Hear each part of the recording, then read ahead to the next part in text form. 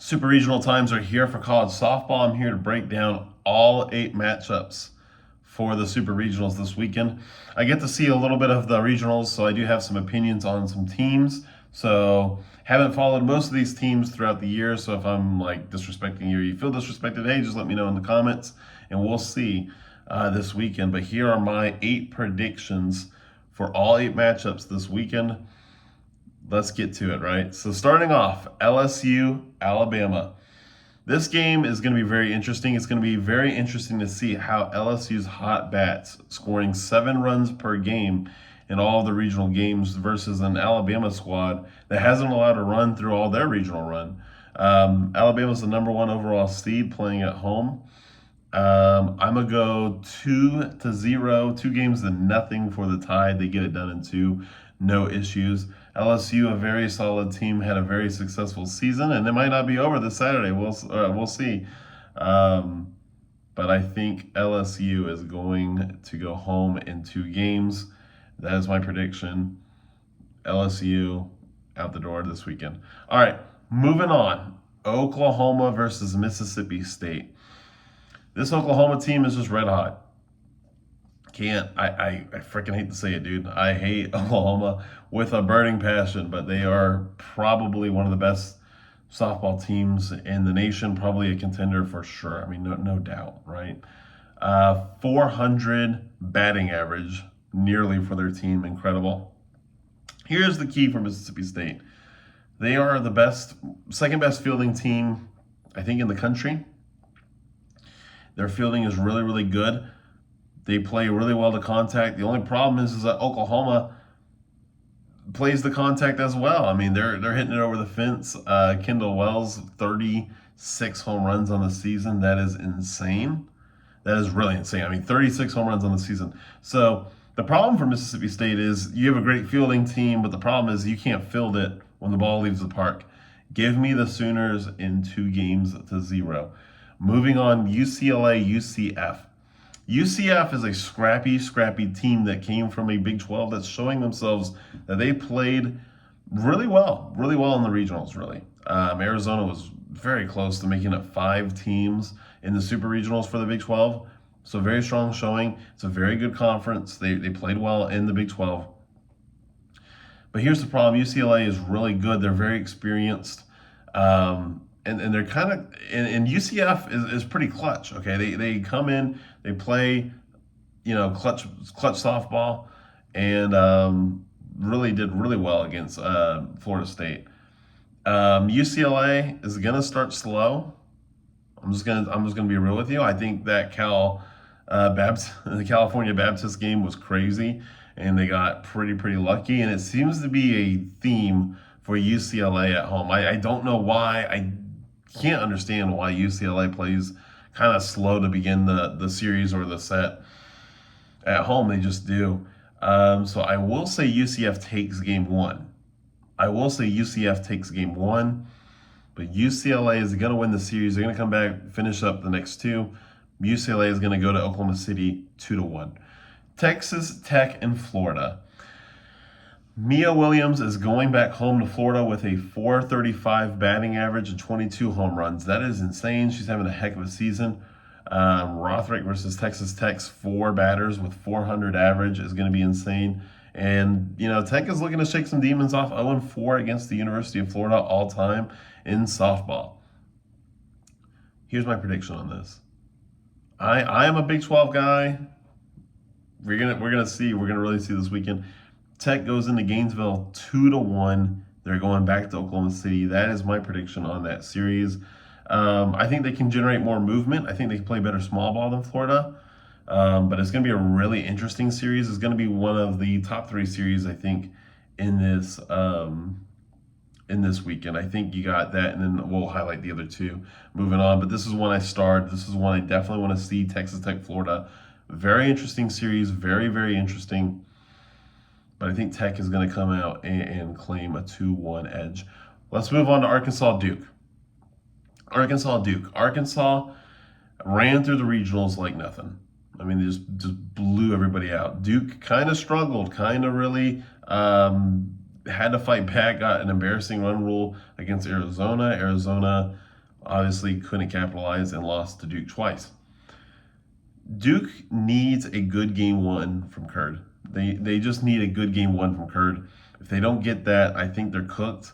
But here's the deal: if Duke comes out, and wins game one, I don't like to really talk in the mentals. I don't like to talk, what if this happens? How are they going to handle the pressure? But I will say this: Arkansas has never made the Women's College World Series. They have to be feeling like they're close. They have to feel like they have to shake the demons of past Super Regionals, going 0-4 all time in Super Regionals, 2-8 in games, 0-4 in series. So Arkansas's really got to be feeling like they're in a position to where they need to go to Oklahoma City. They need to get it done. And I just feel like Duke, with having a more experienced roster, having a more experienced program, if they claim game one, all of a sudden I think you're going to see a lot more pressure in game 2 or 3. So I'm hoping that I'm right in this prediction when I say that Arkansas is going to win 2-0. I think Arkansas is going to get it done. I think this is the team to do it. But I wouldn't be surprised if Duke takes game one and this goes the opposite way. That's all I'm saying. This is one where I'm very interested. Maybe not as a series, but definitely in that first game, how that's going to go. Now, this is a series that I have starred. This is definitely one. Georgia, Tennessee. Basically, this is a game of what do you think? I mean, it's a coin flip. This is really a coin flip. You have Tennessee with stellar pitching. I mean, crazy low ERA, crazy low whip. I think they have the best staff in the SEC. Versus Georgia, who leads in doubles, who has scored 409 runs this year. They are a good team. Georgia is a heck of a ball club. And so who's going to show up? Well, you are in Tennessee. I know that is probably where people are going to lean, but I don't know, man. In my gut, I'm feeling Georgia. Give me the Dogs 2-1. Dogs go to Oklahoma City. This is the one I feel probably the least confident about. Could see Tennessee clearly winning the series, going to Oklahoma City themselves. But hey, in a coin flip, you got to pick heads or tails. So I'm picking Georgia in this case, but wouldn't be surprised at all to see Tennessee go to Oklahoma City. This is another coin flip. And I am biased. I am stupidly biased. I understand we're in Lincoln. But I do believe that in this Oklahoma State-Nebraska matchup, Ruby Malin is her. I do believe it. I just do. Oklahoma State has been playing very, very hot. Very, very hot ball. Just rolled through the regionals. And they thrive on hot bats. And that's what Oklahoma State has right now. Oklahoma State is looking very, very hot on the bat.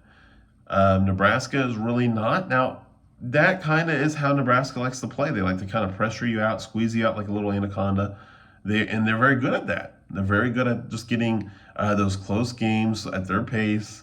And so it's going to be very interesting to see whether the bats travel from Stillwater up to Lincoln. I say that combined with Ruby Malin is where you are going to get a 2-1 Oklahoma State series win. I do believe that. I do believe, again, the Big 12 has been kind of underrated and kind of devalued a little bit. So I got 2 Big 12 teams going so far, and we'll see how I feel on this last matchup to Oklahoma State, and Texas Tech. Now let's get into the final matchup. Texas versus Arizona State. This is a great one. This is one where I feel like could go either way again. Arizona State it's a boulder versus an immovable object versus one that doesn't want to stop. And that's Arizona State just doesn't want to stop running through the Big 12 tournament, taking down Oklahoma State, taking down Texas Tech, 2 teams that I already think are going to Oklahoma City, right? So of course, maybe I think that Arizona State can go, and I think they do pick off a game. But here's the deal. Texas is playing at home. Texas does have the experience in this situation. I just don't know if Arizona State can do it. I don't know if I can pick them. I don't think I'm going to. Give me Texas in a 2-1 series win. So there you have it. There is my 8 predictions for The Supers, we got Tide, Crimson Tide going 2-0 over LSU. Oklahoma sweeping Mississippi State in 2 games. UCLA taking down UCF 2-1. Texas Tech going to Gainesville, beating them 2-1. Arkansas taking care of Duke 2-0, but do watch that first game, like I said. Georgia in the coin toss game against Tennessee 2-1. Oklahoma State going up to Lincoln, beating Nebraska 2-1. And then Arizona State falling. So Texas headed to Oklahoma City in a 2-1 series. Let me know in the comments what you think is going to happen.